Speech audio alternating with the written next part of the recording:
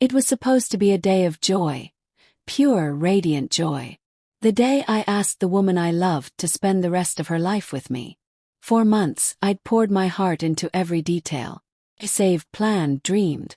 I rehearsed the words over and over, imagining her smile, her tears, the way her arms would wrap around me as she said yes.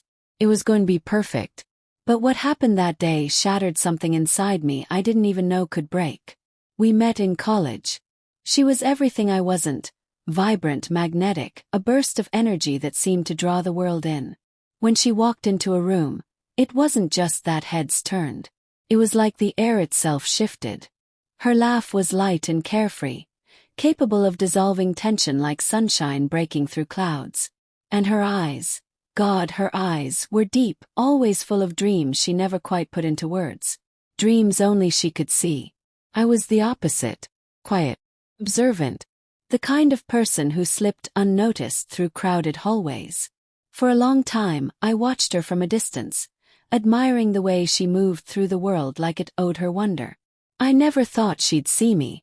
But one day, in a crowded campus library, she sat down beside me with a soft smile that said, "I know you're there." That moment sparked something.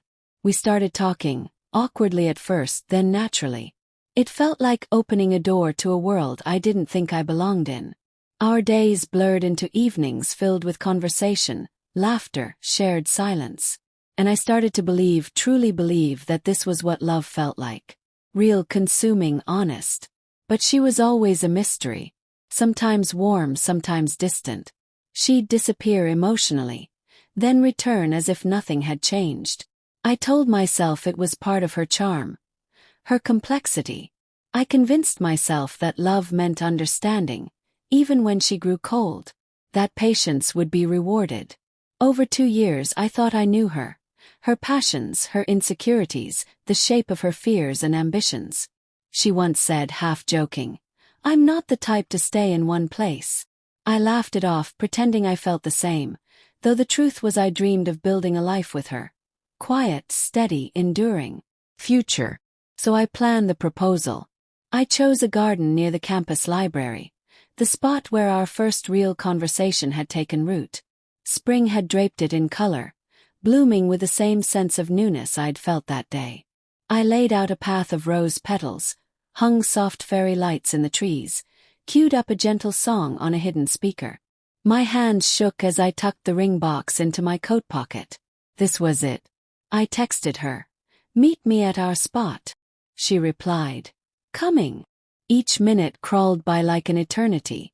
I could hear my heart in my ears. Then I saw her, wearing the red scarf I gave her last Christmas. Something inside me surged. This was going to be the story we'd tell our children. She looked around, smirking at the setup, not with awe, but with something almost amused. I told myself it was nerves. I took her hands, knelt down, and offered her everything. My words trembled, but they were real.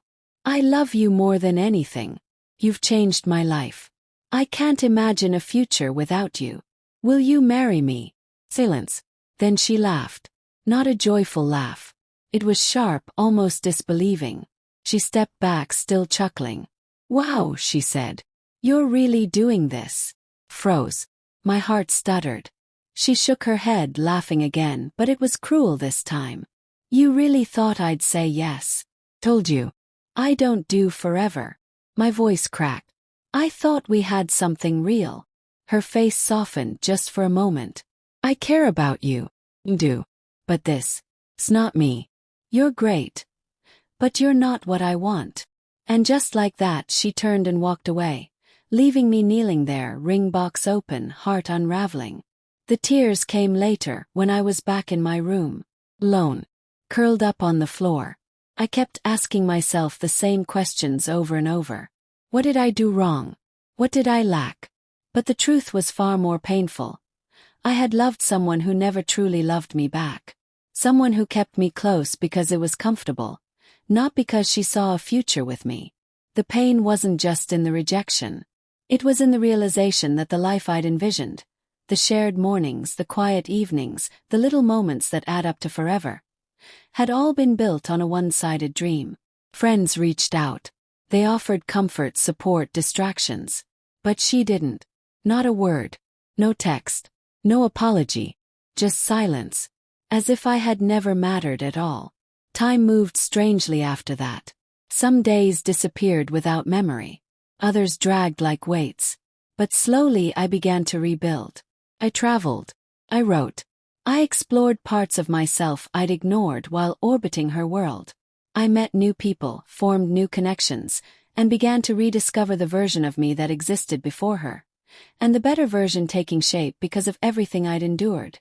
Then one night, far from home, in a warm cafe tucked in a quiet city, I saw her again. She walked in, holding hands with someone new. Her eyes were brighter somehow, lighter. She looked freer. Happier, maybe. Eyes met. I expected her to look away, but she didn't. She smiled, familiar, playful. And I smiled back. Not out of resentment. Not to prove anything. But because I finally felt at peace. She came over. "Hey," she said. "It's been a while." "Yeah," I replied. "You look well." She nodded. "You too. I heard you're writing." "Trying to," I said. She hesitated. Then softly, "I never meant to hurt you." I looked at her. Not with bitterness, but with clarity. "I know. You just didn't love me the way I loved you." She gave a wistful smile. "No, I didn't." There wasn't anything more to say. She returned to her table. I stepped outside into the starry night, exhaling something I hadn't realized I'd been holding on to. That night I didn't feel broken. Felt grateful. Grateful that I'd loved deeply, dared to give someone my whole heart, even if it was bruised in return. Because real love, even when it ends in pain, is never a waste. It shapes you, humbles you, teaches you to see yourself more clearly. And if you're out there right now, loving someone who doesn't see your worth, don't beg. Don't chase. Let them go. Because the right person won't leave you kneeling in the dark.